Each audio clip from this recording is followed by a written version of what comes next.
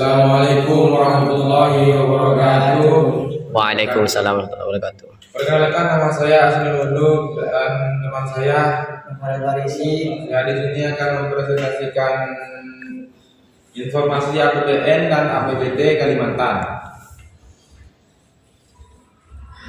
Pendahuluan latar belakang pertama akan dibacakan oleh saya sendiri. Indonesia telah memulai babak baru dalam kehidupan bermasyarakat sejak berlakunya kebijakan ekonomi daerah yang tertera dalam Undang-Undang Nomor 22 Tahun 1999 yang telah digantikan dengan Undang-Undang Nomor 32 Tahun 2004 tentang pemerintah daerah. Dengan adanya desentralisasi menurut Undang-Undang Nomor 32 Tahun 2004 bahwa dalam rangka penyelenggaraan pemerintah daerah sesuai dengan amanat Undang-Undang Dasar Republik Indonesia tahun 1945, pemerintah daerah yang mengatur dan mengurus sendiri urusan pemerintah menurut asas otonomi dan tugas membantu diarahkan untuk mempercepat terwujudnya kesejahteraan masyarakat melalui peningkatan pelayanan, pemberdayaan dan peran serta masyarakat, serta meningkatkan daya saing daerah dan memperhatikan prinsip demokrasi, pemerataan, keadilan, keistimewaan dan kekhususan suatu daerah dalam sistem negara kesatuan Republik Indonesia. Dalam pelaksanaannya, kebijakan otonomi daerah juga didukung dengan Undang-Undang Nomor 33 Tahun 2004 tentang perimbangan keuangan antara pusat dan daerah, di mana yang dimaksud pusat adalah pemerintah pusat Pemkus dan daerah dalam pemerintah daerah Pemda.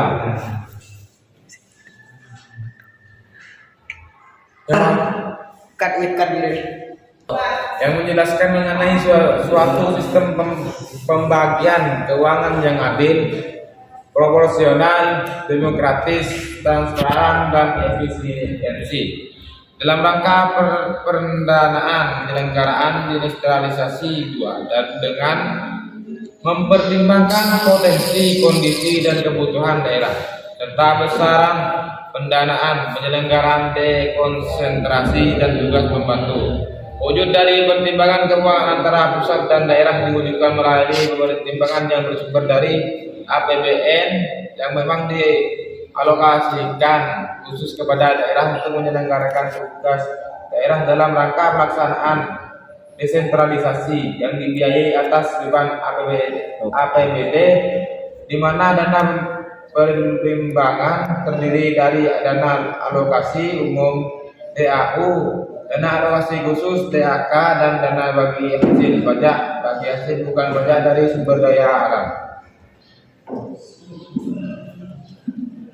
Ketiga jenis pendapatan tersebut dan pendapatan asli daerah PAD merupakan sumber pendanaan utama yang digunakan bagi pemerintah daerah dalam rangka penyelenggaraan pemerintahan sendiri.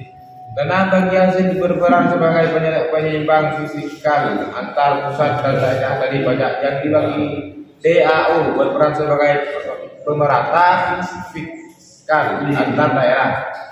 Fiskal Equalization di Indonesia dan DAK berperan sebagai dana yang didasarkan pada kebijakan yang bersifat darurat.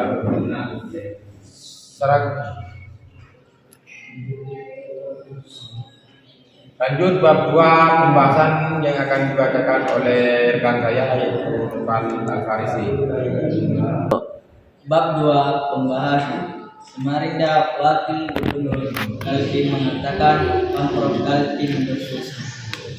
DPRD Provinsi Kaltim melalui Badan Anggaran telah menyampaikan hasil kerjanya dalam rangka memberikan persetujuan terhadap rencana APBD Provinsi Kaltim tahun 2021 sebesar Rp 11,6 triliun. Kami memberikan referensi kepada seluruh anggota DPRD RPD Kaltim yang telah menyelesaikan pengesahan dan pendatangannya APBD Kaltim tahun 2021. Semoga anggaran yang disahkan ini bisa memberikan manfaat untuk membangun Kaltim, dan anggaran yang disahkan bisa memberikan manfaat untuk pembangunan Kaltim. Menghadapi rapat paripurna ke-36 DPRD Kaltim, dari 6 agenda salah satunya adalah menghindari rapat penipu pemakai persetujuan DPRD Kaltim terhadap Perda menjadi Perda ABD tahun 2021.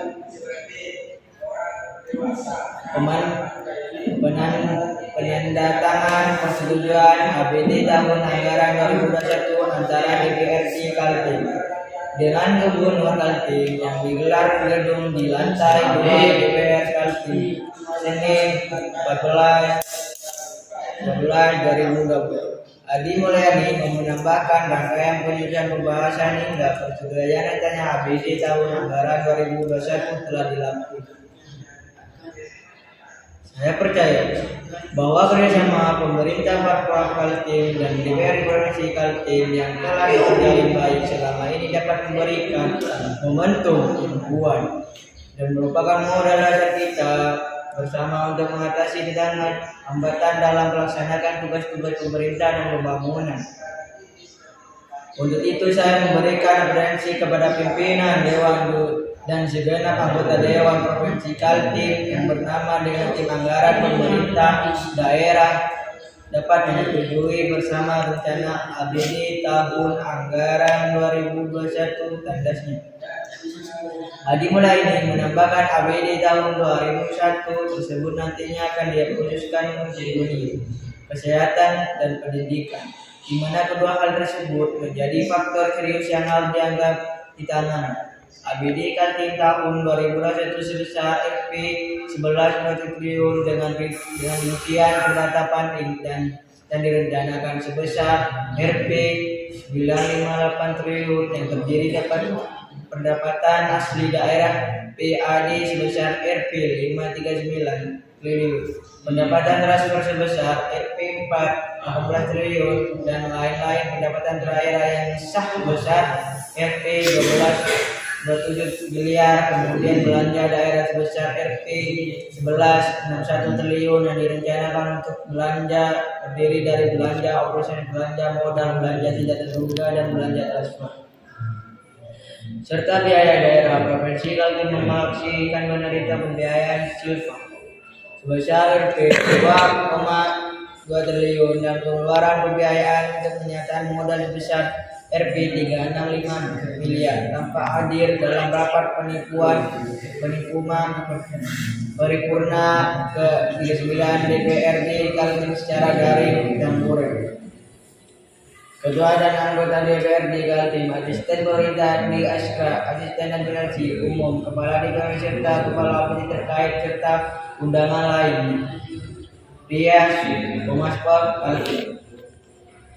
Tentunya penggunaan dana tersebut diserahkan sepenuhnya kepada pemerintah daerah, yakni pemerintah kabupaten atau kota, yang diharapkan dapat menggunakan dana tersebut secara efektif dan sefisien mungkin guna meningkatkan pelayanan kepada masyarakat serta mempertanggungjawabkan atas penggunaan tersebut. Transfer pastinya harus dilaksanakan dalam pelaksanaan administrasi karena pemerintah pusat melimpahkan wewenangnya kepada daerah dalam rangka menyelesaikan berbagai urusan pemerintah dan diumpahkan kepada pemerintah.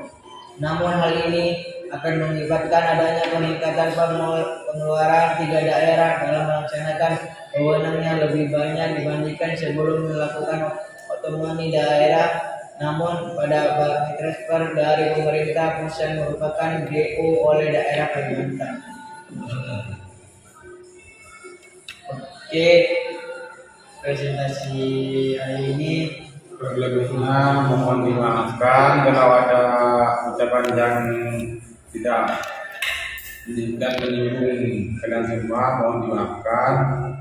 Sekian dari presentasi ekonomi saya, kurang lebihnya mohon maaf. Wabillahi taufiq wal hidayah. Wassalamualaikum warahmatullahi wabarakatuh.